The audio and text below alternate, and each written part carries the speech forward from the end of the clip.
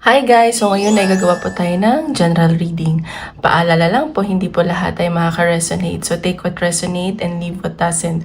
At don't forget to hit like and subscribe para po updated kayo sa videos na i-upload ko.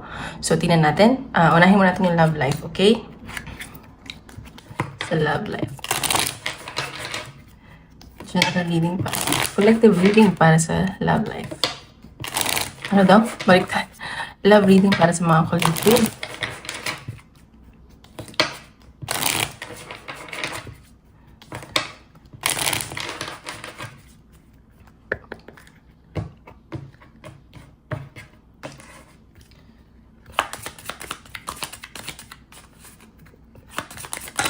Oops.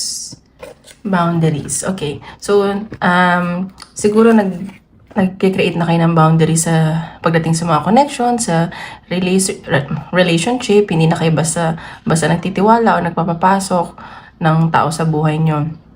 Or kayo ito ng person mo, like mahal mo siya, mahal ka niya, pero kailangan mo mag-create daw ng boundaries para hindi ka masyadong masaktan. Ayan. So, totoo naman, magtira tayo para sa sarili natin. Ayan, surrender. Parang okay, bahala na. Pero ayan, nag-create ka pa rin ng boundaries. Parang self-love, ganun. Tingnan natin. Love reading para sa mga collective.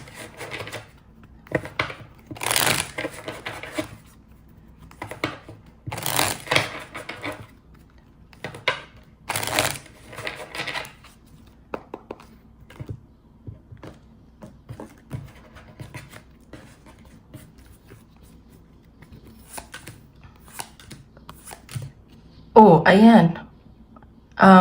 Siguro may anak kayo nitong taong to. Or yung person mo may anak. And ikaw hindi ka masyadong nakikipag-usap. Gusto mo muna mag-explore. Or may niisip kayo dito na baka gusto nyo nang magkaanak. Pero sa nakikita ko, parang yung person mo nagpapakaisip bata, ganyan. And siguro yung connection na to affected, ano ba, nag-break ba kayo? Friends na lang kayo? Friends with benefits, ganun. At may nabuo. Ayan, busy din kayo sa kaperahan. May mga iba dito, swerte sa pera, swerte sa career, swerte sa business. So, ayan, medyo may mga pinag-awayan din kayo na mga kaibigan. Nababarkada ba isa sa inyo? Nababarkada ba yung person mo? Ganun yung nakikita ko. So, tingnan pa natin. Tingnan pa natin. Love life na collective. Nakita ko naman, mabait naman yung person mo eh. At mahal ka nito. Life ng collective.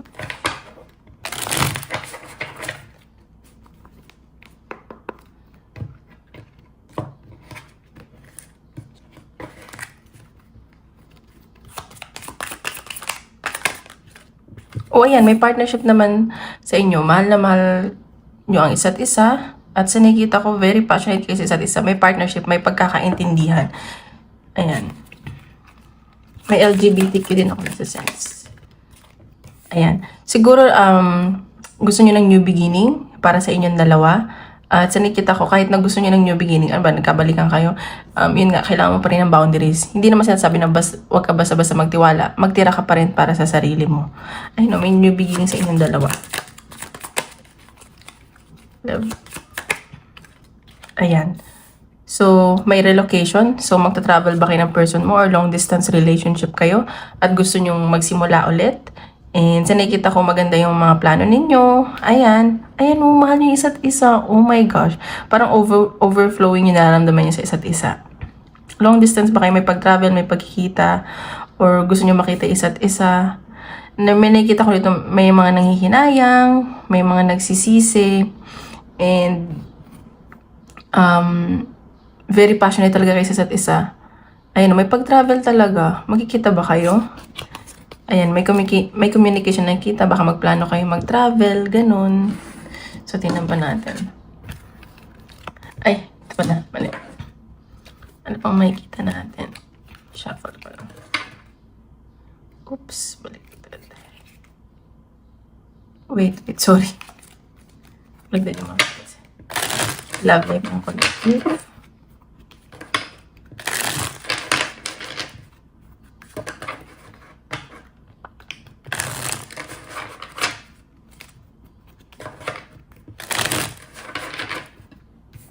Sinata.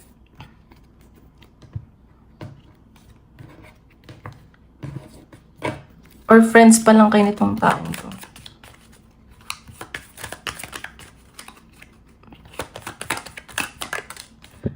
Safety, comfort. So, nafe-feel ko, you both feel na safe kayo sa isa't isa. And, sobrang drawn kayo sa each other. Like, pinapahalagan nyo yung connection nyo. Alam mo yung nahihil nyo isa't isa, mahal na mahal nyo isa't isa pa. Ayan o. Intimacy. Very intimate kayong dalawa or naging intimate kayo. Grabe yung bonding nyo. Siguro naiisip nyo yung nagre-reminisce kayo. Nagiinuman ba kayo pag nagbabanding ganun? And siguro namimiss nyo yun or ganito yung mangyayari in the future. Parang pag nagsasama kayo, you feel safe, nako-comfort nyo isa't isa, ganun. Ayan. So, nakikita ko na siguro nagkabalikan kayo, naputol yung connection nyo. It's not necessarily a breakup. Like, parang in-end ninyo. Pero nakikita ko yung person mo, lalaki yung nagsisisi dito. And feeling niya, sobrang pagkakamali yung ginawa niyang pag-end ng connection nyo. Ayan, no? Pero ikaw, you should read between the lines. Ayan, may mga ginagawa siyang messages na hindi niya sinesend or may makaka-receive ka na dito ng message at magiging masaya ka. Wow, ang ganda naman ito. So, tingnan natin. Ano pa? Wait. Ano pa yung dapat mong malaman sa person mo? Ano pa ang dapat mong malaman sa person mo?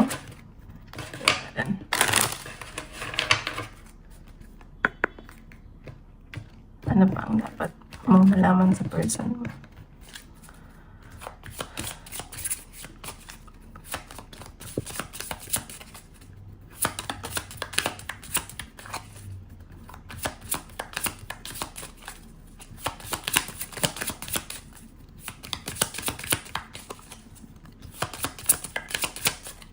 Pull na lang ako.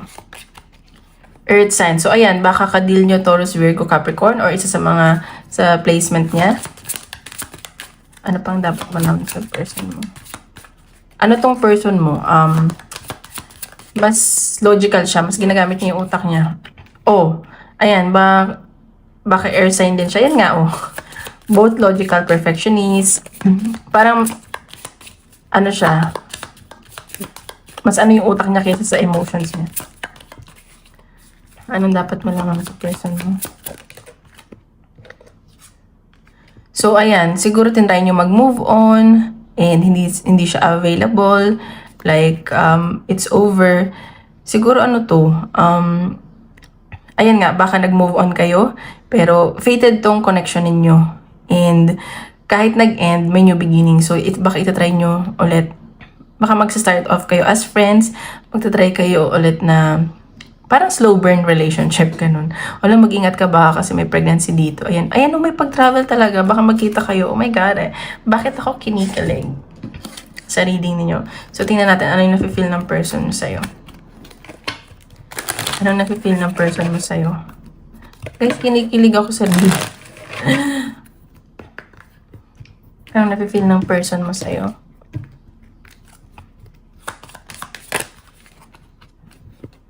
Oh, na-miss ka nito. Sobra tong nagsisisi. Ayan. Gusto niya ulit ma-feel yung pina-feel mo. Oh my God. Guys, kinikilig ako sa reading. I am becoming... Oh, nagbabago siya. Siguro talaga nagsisisi to at he or she is becoming a better person. Para sa'yo. Ala, napapasaya mo to. Parang sa iyo lang na-feel kahit ang dami pa niya na-meet.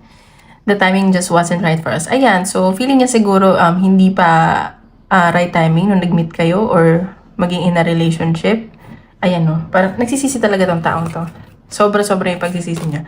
Sobrang consistent ng reading. Sobrang direct to the point. Nakakatawa naman. So, ayun lang sa love life. So, tingnan natin sa career naman. Ano ba yan? Ba't ako kinikilig? Kinikilig ako para sa inyo.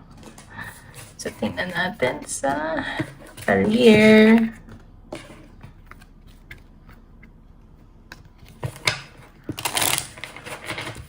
Para sa career ng collective.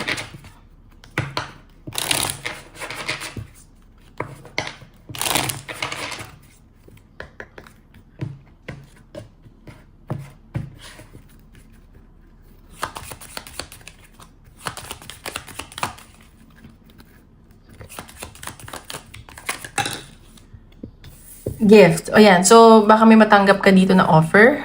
Ay, may magregalo dyan sa trabaho mo. Or masyado kang blessed. Ayan. And baka may promotion from your boss. Ayan. Yan natin. Race. Maganda ang career. Wow. Career ng collective.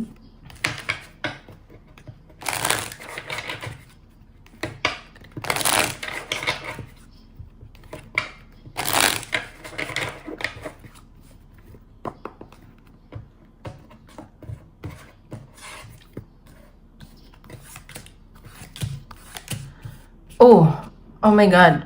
Sa career, baka may pagdadalawang isip dito. Baka may kaaway ka dyan. Ano ba yan? Ba't ganun? Siguro nag-away kayo tungkol sa travel, ganyan. Or parang bigla ang travel to, may ka-conflict ka. And bakit ganito? May mga nai-stress sa inyo. Siguro may mga naiinggit sa inyo dahil sa promotion, ganyan. Tingnan pa natin. So, ingat lang. Baka maraming kakompetensya. Marami ka sigurong kakompetensya dyan. Marami naiinggit. Ano ba natin? Career para sa collective.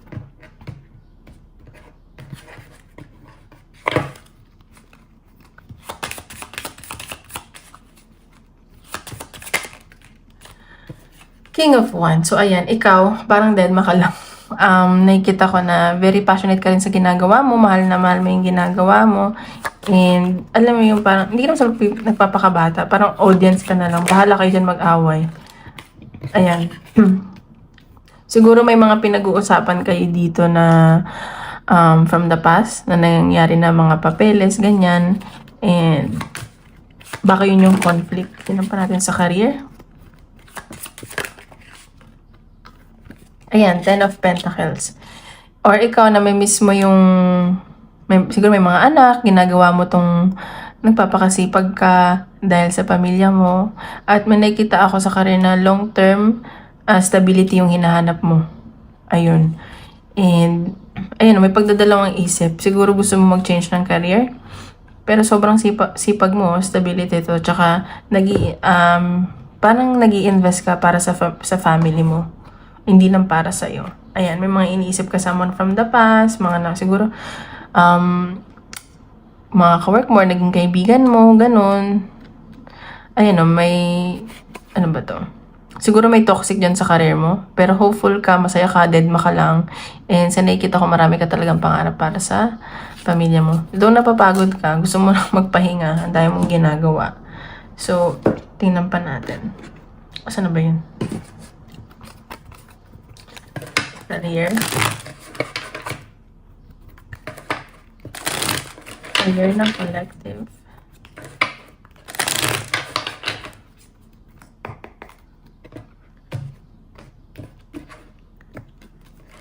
Parang deadma ka sa kanila. Parang bala kayo dyan. Basta ako nagtatrabaho para sa pamilya ko.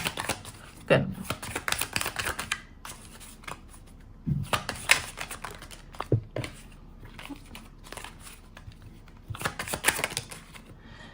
Evidence. Ayan, siguro may nahuli ka, may investigation na nangyayari, and baka nga yung trouble na ganito, siguro may mga pinag-awayan kayo na parang may tinago, ganyan. Oh my God! Guys, ingat lang ha. It's retrograde. Venus retrograde and Mercury retrograde. Tapos may mga planets, nakalimutan ko na, mainin. Ayun, eclipse in Aries. So, mag-ingat lang kasi mainitin ang ulo ng mga tao ngayon. Ayan. Siguro may nahuli may nahuli dyan or may nahuli kayo dyan na nagpainit sa ulo nyo. Ayun o, sobrang ang dami yung ginagawa, na overwhelm kayo sa sobrang daming paperworks or ang daming client, napapagod kayo, pero focus lang kayo sa goal. Ayan. Kasi malapit na kayo sa destination nyo. Kahit maraming inggit dyan, ayaw sa inyo, or pinagchichismisan kayo, huwag kayong mabahala. Mag-focus lang kayo. Ayan o. Ang daming against. Ang daming inggit. Bakit ganon? So, tignan pa natin ang possible the message pagdating sa career. Career ng collective.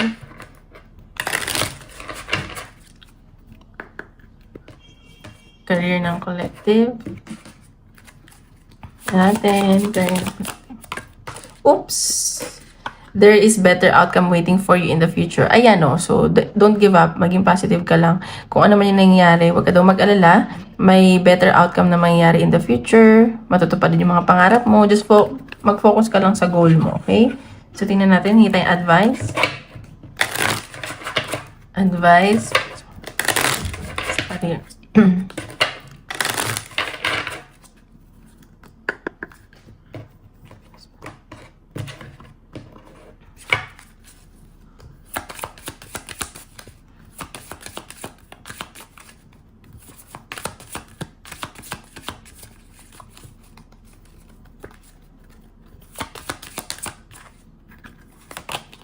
Great adventure. Take a risk and venture forward. Ayan. So kung may nag-iisipan ka, ayun, mag-take risk ka na.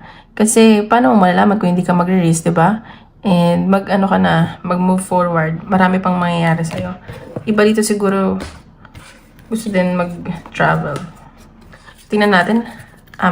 Isip ka question, tingnan natin kung anong sasagot ni universe, okay? Natin. Oops.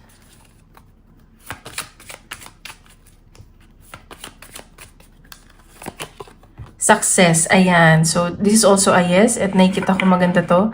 Kung ano man yung binabalak mo or iniisip mo, magiging successful daw yan. And this is a great answer. Like, yes. Okay? So, ayun lang guys.